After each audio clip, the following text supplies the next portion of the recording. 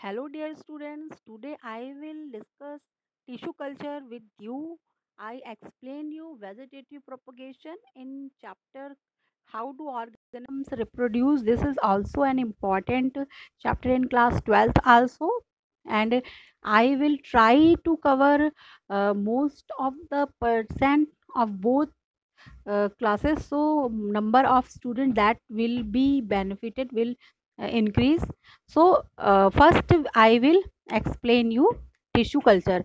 Introduction में मैं आपको यही बताना चाहूँगी कि ये जो टिश्यू कल्चर होता है क्या होता है। एक्चुअली ये जो टिश्यू कल्चर है ये एक तरीके का वेजिटेटिव प्रोपोगेशन है, आर्टिफिशियल वेजिटेटिव प्रोपोगेशन है। What is tissue culture? Tissue culture is a type of artificial vegetative propagation. तो आर्टिफिशियल वेजिटेटिव प्रोपोगेशन है। वेजिटेटिव प्रोपोगेशन का मतलब क्या हुआ?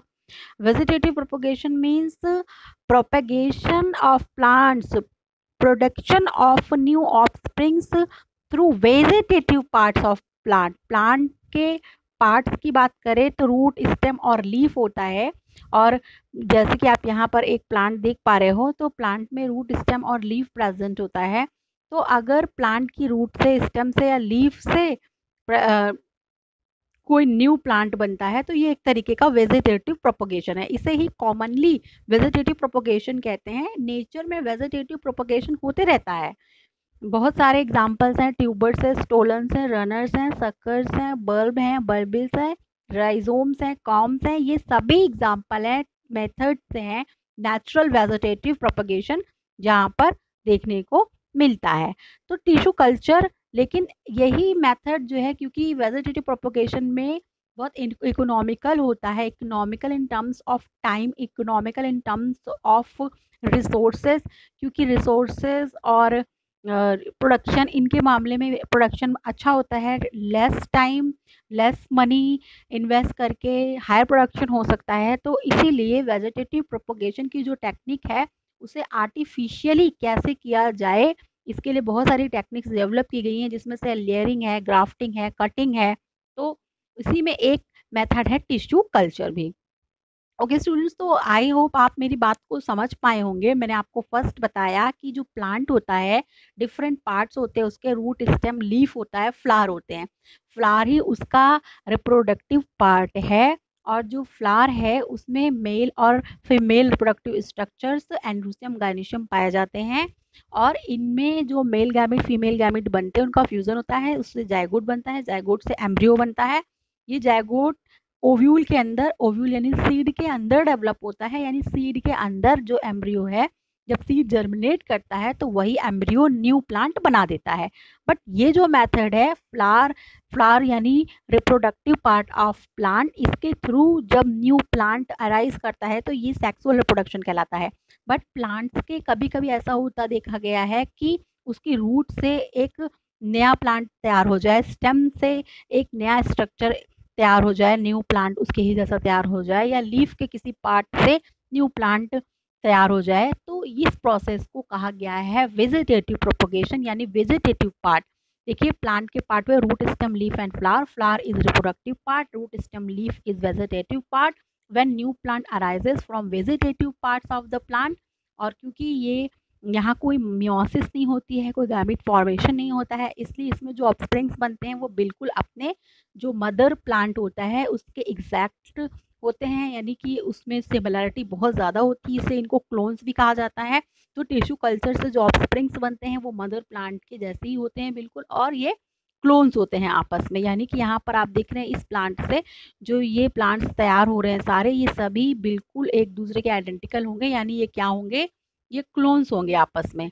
तो ये कुछ बेसिक्स थे जो वेजिटेटिव प्रोपोगेशन के भी पॉइंट्स हैं और वो टिश्यू कल्चर के भी पॉइंट्स हैं। बट नेचर में अपने आप वेजिटेटिव प्रोपोगेशन हो तो वो नेचुरल वेजिटेटिव प्रोपोगेशन हो गया। लेकिन मैन मेड कुछ एक्टिविटीज़ हो, मेथड्स हो, कुछ हार्मोन्स, एंजाइम्स, न्यूट्रिएंट मीडियम का यूज़ किया जाए और फिर मैन मेड इंटरफेरेंस से न्यू प्लांट बनाया जाए प्लांट के वेजिटेटिव पार्ट, रूट, स्टेम और लीफ से, तो उसे कहा जाता है आर्टिफिशियल वेजिटेटिव प्रोपोगेशन। और टिश्यू कल्चर जो है वो आर्टिफिशियल वेजिटेटिव प्रोपोगेशन का एग्जाम्पल है। What is tissue culture? Tissue culture is the term used for the process of growing cells artificially in the laboratory. यानी एक सेल्स है, उसको क्या किया जाए, लैब में एक सेल ली जाए प्लांट की कोई, तो उस सेल से देखिए यहाँ पर जैसे आप देख रहे हैं यहाँ लीफ ली गई है और इस लीफ से सेल्स एक्सट्रैक्ट की गई हैं और ये सेल्स जो है न्यूट्रिएंट मीडियम में ग्रो कराई गई हैं लैब में, और इससे क्या हो रहा है, न्यू प्लांट तैयार हो रहा है। तो ये जो सिस्टम है इसे ही क्या कहा जा रहा है, टिश्यू कल्चर कहा जा रहा है। इसमें ये जो है प्लांट सेल से प्लांट भी तैयार किया जा सकता है, इसी तरह टिश्यू कल्चर टेक्निक से एनिमल सेल्स भी तैयार किया जा सकती है, यानी कोई ऑर्गेनिज्म भी तैयार किया जा सकता है, कोई भी ऑर्गेनिज्म तैयार किया जा सकता है। टिश्यू कल्चर प्रोड्यूसेस क्लोन्स, तो मैंने आपको बताया क्लोन्स होते हैं ये जो मदर प्लांट है ये, और ये जो ऑफस्प्रिंग्स तैयार हो रहे हैं ये एग्जैक्टली सिमिलर्स होते हैं। Produce plants have same genotype, यानी कि इसका जीनोटाइप जो है, इसका जीनोटाइप, ये जो जितने भी प्लांट यहाँ तैयार होंगे इन सभी का जीनोटाइप क्या होगा, सेम होगा। तो इसीलिए इनको क्लोन कहा जाता है। Tissue culture of every living cell of every plant is possible. तो ये आपको स्कोप पता चल रहा है कि टिश्यू कल्चर टेक्निक कितनी वाइड टेक्निक है। अब यहाँ हम थोड़ा सा बेस देख लेते हैं कि टिश्यू कल्चर टेक्निक जो है वो क्यों क्यों हम ऐसा कर पा रहे हैं कि एक सेल से हम पूरा एनिमल या पूरा प्लांट तैयार कर ले रहे हैं। तो स्पेशली प्लांट के केस में हम देखेंगे कि जो प्लांट्स होते हैं उनमें क्या होता है, आप जानते हैं कि अगर हम प्लांट टिश्यू, अगर आपको याद है 9th क्लास में आपने पढ़ा होगा कि प्लांट टिश्यू जो होते हैं मेनली 2 टाइप्स के होते हैं। एक होते हैं मेरिस्टेमेटिक टिश्यू, यानी कि कुछ ऐसी सेल्स प्लांट्स के कुछ रीजन्स में पाई जाती हैं जो क्या कर सकती हैं, अनलिमिटेड टाइम तक ग्रो कर सकती हैं। यानी प्लांट के कुछ रीजन्स में ऐसी सेल्स पाई जाती हैं that never loses its capacity to divide, यानी वो हमेशा डिवाइड हो सकती हैं, यानी जो हमेशा डिवाइड हो सकती हैं तो उन्हें मेरिस्टेमेटिक सेल्स कहा जाएगा। और जो दूसरे टाइप की सेल्स होती हैं उनमें एक डेफिनेट टाइम के बाद मेरिस्टेमेटिक एक्टिविटी यानी कि पावर ऑफ सेल डिवीजन वो लूज कर देती हैं और परमानेंट टिश्यू बना लेती हैं। तो जो टिश्यू कल्चर टेक्निक है ये मेरिस्टेमेटिक टिश्यू इसमें इन्वॉल्व किए जाते हैं। प्लांट के वो पार्ट जहाँ पर मेरिस्टेमेटिक टिश्यू पाए जाते हैं वहाँ से सेल्स ली जाती हैं। आप याद रखेंगे टिश्यू कल्चर टेक्निक में ये बहुत ही इम्पॉर्टेंट स्टेप है कि ये जो सेल्स ली जा रही हैं, पिछले के डायग्राम में मैंने जो आपको यहाँ पर दिखाया कि आप यहाँ देख पा रहे हैं कि ये प्लांट है, इससे एक पार्ट लिया गया और इससे सेल्स ली गई। तो कौन से पार्ट से हम सेल लेंगे ये हमेशा डिसाइडेड होता है। क्योंकि प्लांट के कुछ ही पार्ट ऐसे होते हैं जहाँ पर ये सेल्स पाई जाती हैं। ये सेल्स मेरिस्टेमेटिक सेल्स कहलाती हैं। ये अपनी पावर ऑफ सेल डिवीजन का भी लूज नहीं करती है, और साथ ही साथ जो एक और खास बात होती है इन सेल्स की, ये सेल्स कोई भी प्लांट पार्ट बना सकती हैं। यानी इनमें डिफरेंशिएशन जो है वो पहले से नहीं हुआ होता है और डिसाइडेड नहीं होता है। जो मेरिस्टेमेटिक टिश्यू जहाँ जिस पार्ट से लिए गए हैं स्पेशली, तो ऐसा ही होता है कि जैसे अगर ये मान लीजिए कि एक पौधा है और ये इसकी रूट्स हैं, तो अगर रूट टिप पर जो मेरिस्टेमेटिक टिश्यू पाए जाते हैं जिसे एपिकल मेरिस्टम कहा जाए, या शूट या स्टेम की टिप पर जो मेरिस्टेमेटिक टिश्यू कहा मिलेगा, यानी शूट मेरिस्टम, शूट एपेक्स पर जो मेरिस्टेमेटिक टिश्यू मिलेंगे, तो ये क्या करेंगे, ये क्या कर सकते हैं, ये भी पूरे प्लांट पार्ट को बना सकता है, ये भी पूरे प्लांट पार्ट को बना सकता है। ये इन मेरिस्टेमेटिक टिश्यूज़ की बहुत खासियत होती है। जनरली ये जब पौधे में पाए जाते हैं इन वाइवो कंडीशन में, यानी कि जैसे वातावरण में पौधा सामान्यतः रह रहा होता है, प्रकृति में जैसे रह रहा होता है, तो ये यहाँ पर जो रूट के टिप पे पाई जाती है ये सिर्फ रूट बनाती है। जो शूट के टिप पे पाया जाता है मेरिस्टेमेटिक टिश्यू, ये सिर्फ स्टेम और ब्रांचेस और पार्ट्स डेवलप करता है। बट जब टिश्यू कल्चर टेक्निक में ये चाहे यूज़ किए जाए सेल्स, चाहे इन सेल्स को यूज़ किया जाए, ये पूरे प्लांट को डेवलप कर सकते हैं, पूरे प्लांट को ग्रो कर सकते हैं।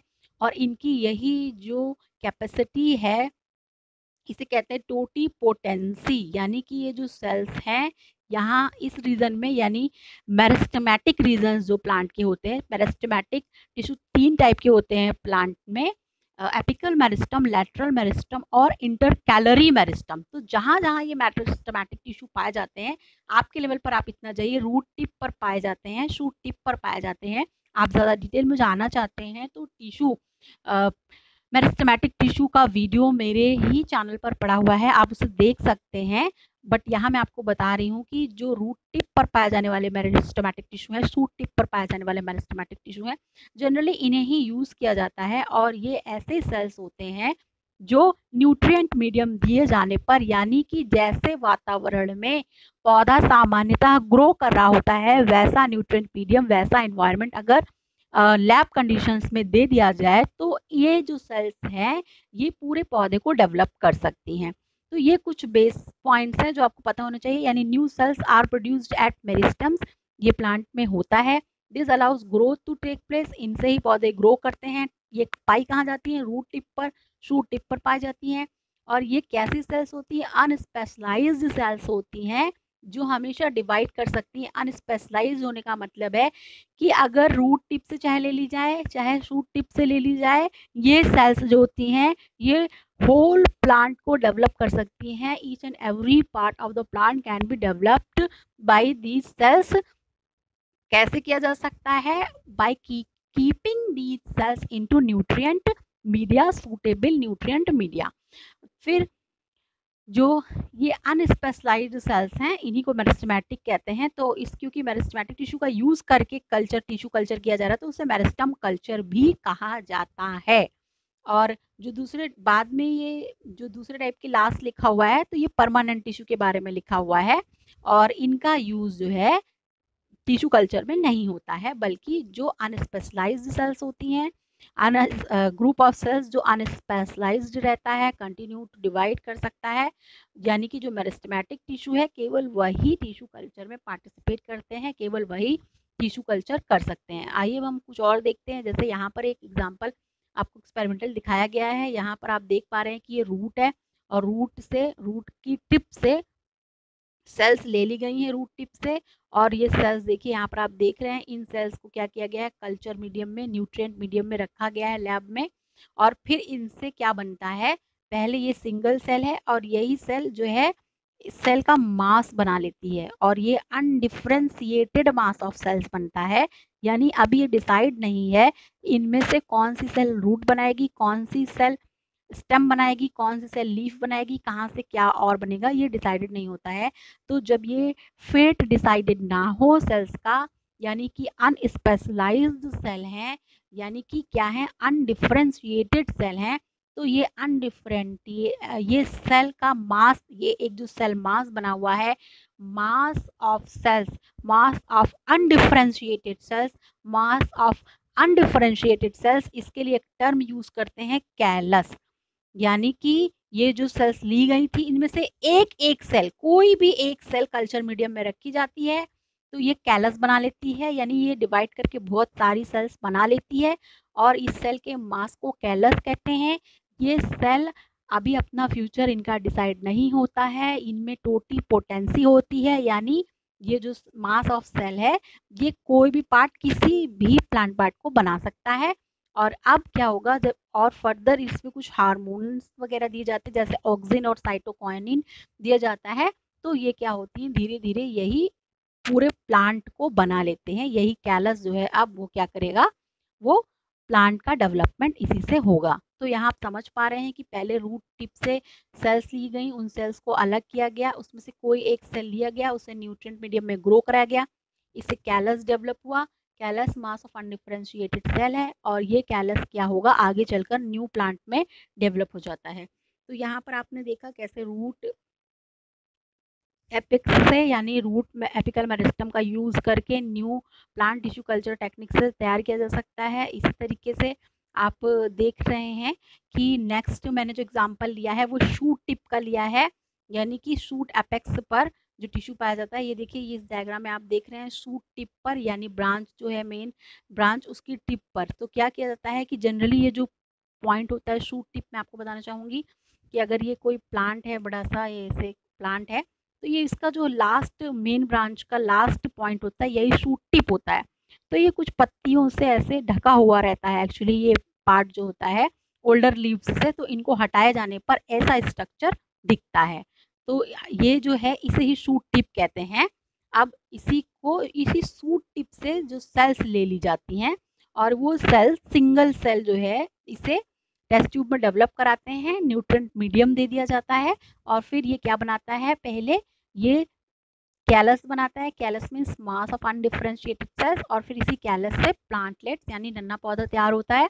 बहुत सारे पौधे यानी हर एक सेल एक पौधा बना सकती है। तो आप सोच सकते हैं कि एक शूट टिप में तो लगभग हंड्रेड्स ऑफ सेल्स मिल जाएंगी, और ये 100 पौधे इतने ही पार्ट से तैयार किए जा सकते हैं, बहुत कम स्पेस में तैयार किए जा सकते हैं। यानी कि अगर एक रूम है तो एक रूम में आप लगभग मोर देन 100 प्लांट्स जो है वो तैयार किए जा सकते हैं। तो यानी कि ये जो टेक्निक है बहुत ही इकोनॉमिकल है, इसीलिए टिश्यू कल्चर टेक्निक जो है बहुत ही पॉपुलर रही है रिसर्च एंड साइंस टेक के फील्ड में। तो स्टेप्स क्या क्या यूज होते हैं मैंने आपको बताया अभी, फिर और हम डिटेल में देखते हैं कि part which is cultured is called explant. यानी अगर रूट टिप ली गई या शूट टिप जो लिया गया है जिससे पूरा पौधा तैयार किया जाएगा, उस पार्ट के लिए एक टर्म यूज करते हैं, और वो टर्म क्या कहलाता है, एक्सप्लांट। और यही क्या है, एक्सप्लांट कल्चर।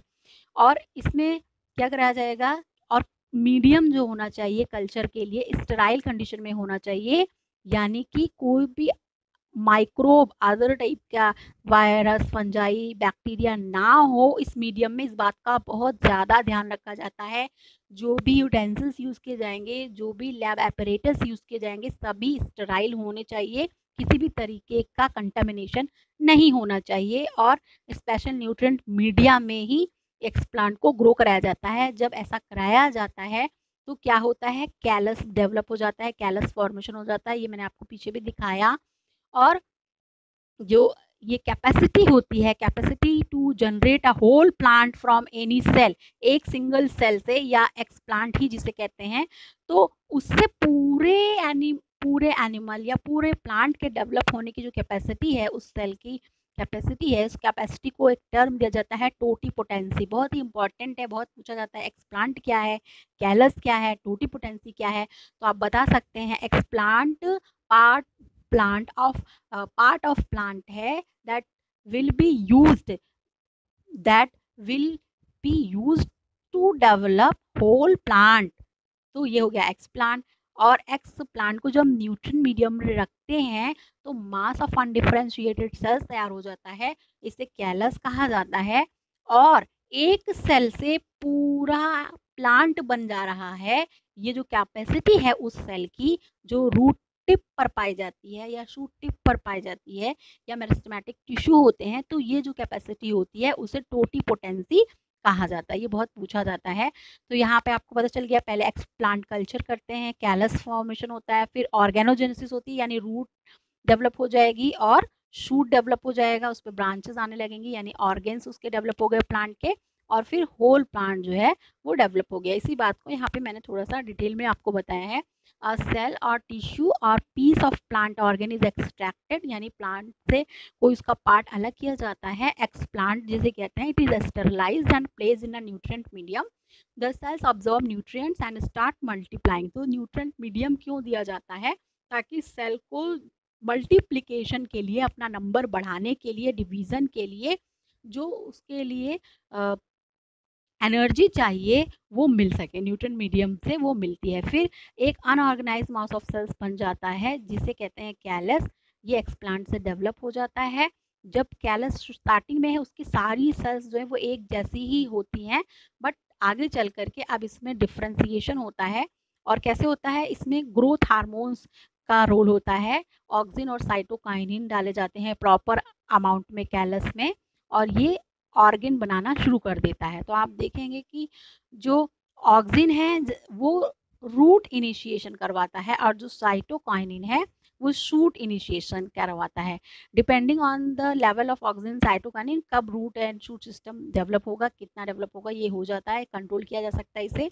फिर इस कैलस को एक लिक्विड मीडियम पर ट्रांसफर किया जाता है, और फाइनली इससे एक न्यू प्लांट जो है वो डेवलप हो जाता है। तो आप समझ पा रहे होंगे कि जो टिश्यू कल्चर टेक्निक है उसमें क्या क्या स्टेप्स होते हैं। तो अब एक और बात इंपॉर्टेंट जो है मैं वो आपको बताना चाहूँगी कि नॉर्मली जब सीड जर्मिनेट करता है, सीड के अंदर जो एम्ब्रियो होता है, एम्ब्रियो जर्मिनेट करता है, तो उससे जब पौधा बनता है तो हमेशा पहले क्या होता है, पहले रूट्स बनती हैं और तब स्टेम बनता है, लीफ बनता है। लेकिन टिश्यू कल्चर याद कर रख लीजिए, टिश्यू कल्चर की जो टेक्निक है यहाँ हमेशा पहले शूट डेवलप होता है और रूट्स जो है बाद में डेवलप होती हैं। यानी शूट जो है टिश्यू कल्चर में पहले डेवलप होता है, रूट बाद में डेवलप होती है, और नेचुरल कंडीशन में रूट पहले डेवलप होती है और बाद में क्या होता है, सीड जर्मिनेशन जो होती है, तो बाद में शूट सिस्टम आता है। तो ये एक पॉइंट याद रख सकते हैं आप। इस तरह से यहाँ पर देखिए ये दिखाया गया है कैसे लैब कंडीशन में यानी कि जो नेचुरल कंडीशन नहीं है लेकिन नेचुरल कंडीशन जैसी कंडीशंस डेवलप की गई हैं लैब में, तो वो इन विट्रो कंडीशन उसे लिए कहते हैं। इन वीवो मतलब नेचुरल कंडीशन में, यानी कि जैसे कि मिट्टी में पौधा डेवलप करता है वैसा उसका नेचुरल हैबिटेट है, तो उसे कहते हैं इन वीवो कंडीशन कहते हैं। लेकिन अगर उसी पौधे को लैब कंडीशंस में वही सारी परिस्थितियां दी गई हैं तो उसे इन वीवो कल्चर कहते हैं। तो यहाँ इन वीवो कल्चर कैसे किया जा सकता है ये दिखाया गया है। यहाँ देखिए कुछ पहले एक सेल ली गई, फिर एक सेल जो है वो न्यूट्रिएंट मीडियम में देती गए, और फिर से क्या हो गया, पहले अनडिफरेंशिएटेड मास ऑफ सेल तैयार हुआ, ऑर्गेन्स बनने लग गए, और फिर देखिए धीरे धीरे इससे क्या हो गया, एक पौधा तैयार हो गया। तो इस तरीके से आप देख रहे हैं कि टिश्यू कल्चर की जो टेक्निक है और इससे रिलेटेड जो डिस्कशंस है मैंने आपको एक्सप्लेन किया। आई होप आपको मेरा ये लेक्चर पसंद आएगा। मैंने थोड़ा फास्ट रिकॉर्डिंग की है, अगर आप चाहें तो प्लेबैक स्पीड में जा कर के वीडियो को स्लो कर सकते हैं स्पीड को, और अच्छी तरीके से वीडियो को सुन सकते हैं और कई बार आप सुन सकते हैं, आपका रिवीजन होगा। बहुत सारे ऐसे इंपॉर्टेंट क्वेश्चंस हैं जो कॉम्पिटिटिव एग्जाम्स में पूछे जाते हैं, वो सभी मैंने यहाँ पर आपसे डिस्कस किए हैं। आपको अगर कोई डाउट है या आपको लगता है कि मेरे से कोई मिस्टेक हो गई है एक्सप्लेनेशन में, फ्लो में होने की वजह से अननोइंगली, तो आप उसे कमेंट में मेंशन कर सकते हैं, and I will correct myself also, and you can type your queries in comment and I will answer, and your suggestions are always welcome. Thank you.